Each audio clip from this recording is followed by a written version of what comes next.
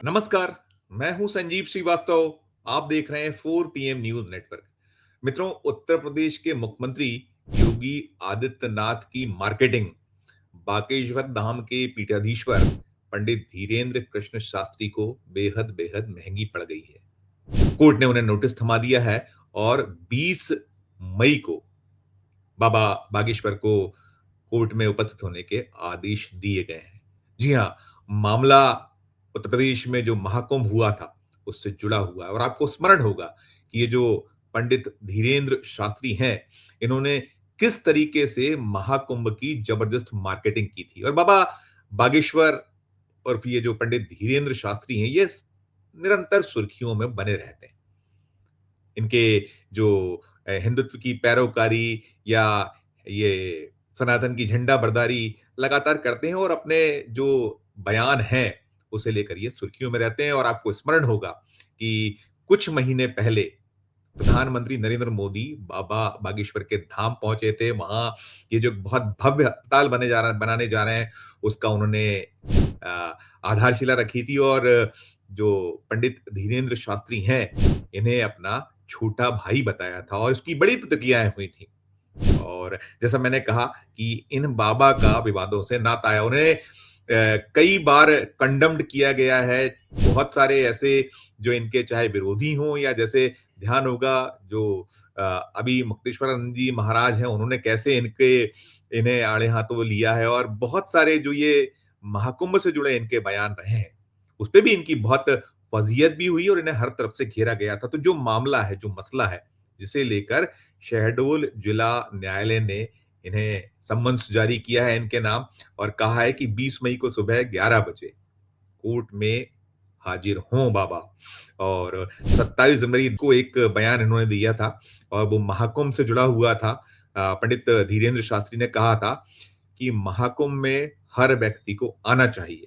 जो नहीं आएगा, वह पछताएगा और देशद्रोही कहलाएगा।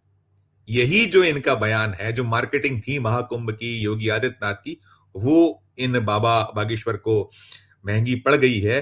और जो शहडोल के एक सीनियर एडवोकेट हैं, संदीप कुमार तिवारी, उन्होंने इस मामले को लेकर 3 मार्च 2025 को कोर्ट में परिवाद दायर किया था और उसी संदर्भ में इन्हें जो वहाँ के प्रथम श्रेणी मजिस्ट्रेट हैं सीता शरण यादव, उनकी कोर्ट से नोटिस जारी किया गया है। और जो ये लड़ रहे हैं संदीप कुमार तिवारी जो सीनियर एडवोकेट हैं, उन्होंने बहुत सारी कोशिश की थी। पहले वे इस पूरे मामले को पुलिस में ले गए थे, पुलिस में इस मामले में शिकायत नहीं हुई। उन्होंने पुलिस अधीक्षक से गुहार लगाई थी, वहाँ कुछ नहीं हो पाया। तो फिर जाकर इन्होंने शरण ली कोर्ट की और उन्होंने कहा, जो दलील है संदीप कुमार तिवारी की, जो उन्होंने वाद दायर किया, उसमें उन्होंने कहा है कि जो ये बयान जो है बाबा का था, ये संविधान की मूल भावना और धर्मनिरपेक्षता के विरुद्ध है। और सचमुच जो कहा जा रहा था, उन्होंने कोर्ट में लगाए गए परिवाद में सवाल भी उठाया है। उन्होंने कहा है कि क्या सीमा पर तैनात सैनिक, डॉक्टर, पुलिसकर्मी या अन्य कर्तव्यरत नागरिक जो कुंभ में नहीं आ पाए, उन्हें देशद्रोही कहा जा सकता है? बड़ा सवाल उठाया गया और ये है कि कुछ भी बोल देना, जो मन में आए बोल दीजिए कि यदि आप महाकुंभ में नहीं आएँगे तो आप देशद्रोही कहलाएँगे। ये कोई बयान है और इस पे तालियाँ पिटती हैं। खूब दाद दी जाती है और हमने देखा था कि कैसे वहां उमड़ रहे थे लोग, घुमड़ रहे थे लोग, क्या स्थितियां थी। वो भगदड़ कौन भूला है, जिसका सच आज तक सामने नहीं आया। हम जो 4 PM है, उसका वो स्टिंग ऑपरेशन, हमारे जो सहयोगी हैं, साथी हैं, क्षितिजकांत, उन्होंने किस तरीके से वहां एक्सपोज किया था सरकार को लेने के देने पड़ गए थे, छुपाया जा रहा था पूरा का पूरा मामला। पल पल की हमारी रिपोर्ट निकाल लीजिएगा उस दौर के पूरे वीडियो की क्या स्थिति थी वहां, जो माँ गंगा की स्थिति थी, किस तरीके से लोगों को एक कठिनाइयों का सामना करना पड़ा था, क्या कुछ वो गंगा में समाहित था, सफाई के नाम पर क्या स्थिति, सब कुछ देखा था। तो ये जो मसला है, मामला है, अब कहीं बुरी तरह से गले पड़ गया है। नरेंद्र मोदी जी जिन्हें अपना छोटा भाई कहते हैं और ये भी कहा है उन्होंने कि जो ये याचिकाकर्ता हैं, संदीप कुमार तिवारी, इनका कहना है कि जब सोशल मीडिया पर अमर्यादित टिप्पणी पर एफआईआर हो सकती है, तो सार्वजनिक मंच से भड़काऊ बयान देने वालों पर कार्रवाई क्यों नहीं हो सकती है? बिल्कुल सही सवाल उठाया है। और हम देख रहे हैं कि ये जो चाहे वो सनातन का नाम हो या फिर हिंदुत्व की पैरोकारी करते-करते क्या कुछ हो रहा है इस देश में। एक अलग तरह के का दृश्य है और जो ये इस तरीके के जो बाबा बागेश्वर जैसे एक लोग हैं या जो खुद को एक बहुत बड़ा एक धर्मगुरु के तौर पर प्रस्तुत करते हैं या जिस तरीके सनातन के पैरोकारी वो ठीक है अपनी जगह उनके बहुत बड़ी संख्या में फॉलोअर्स हैं और वे लगातार अलग जगाने के निकलते हैं लेकिन जो बयानबाजी है जिस तरीके से बोला जाता है क्या वो जायज है क्या वो उचित है ये बार बार सवाल होते हैं और जो महाकुंभ से जुड़ी मैंने बहुत सारी चीजें बताई उन्होंने मध्य प्रदेश में भी कई सारी जो यात्राएँ निकालते रहे हैं, वो अलग-अलग अभी उन वो बिहार में जब उन्होंने यात्राएँ बीते दौर में निकाली थीं, चुनाव के संदर्भ में उन्हें देखा गया था, वहाँ भी उनको कंडेम्ड किया गया था।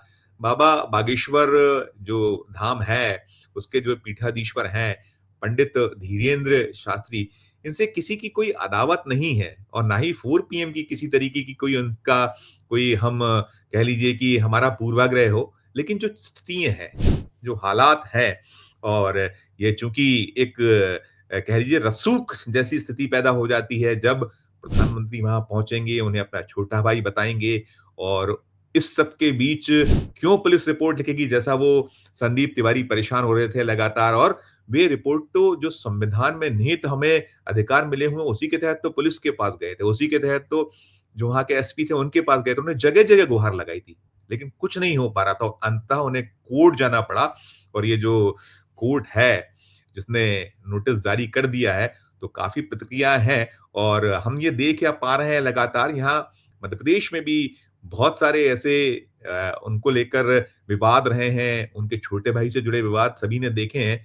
तो कुल जमा जो अब स्थितियाँ बनी हैं, जो परिस्थितियाँ हैं इस मामले में, जो महाकुंभ की वे मार्केटिंग कर रहे थे, वो जो उत्तर प्रदेश के मुख्यमंत्री योगी आदित्यनाथ के लिए एक पूरा का पूरा प्रचार कर रहे थे, एक पूरा उनका तंत्र वहाँ था और वो लगातार वहाँ जाते थे, बार-बार कहते थे और ये कहना कि जो महाकुंभ में नहीं जाएगा, वो देशद्रोही कहलाएगा।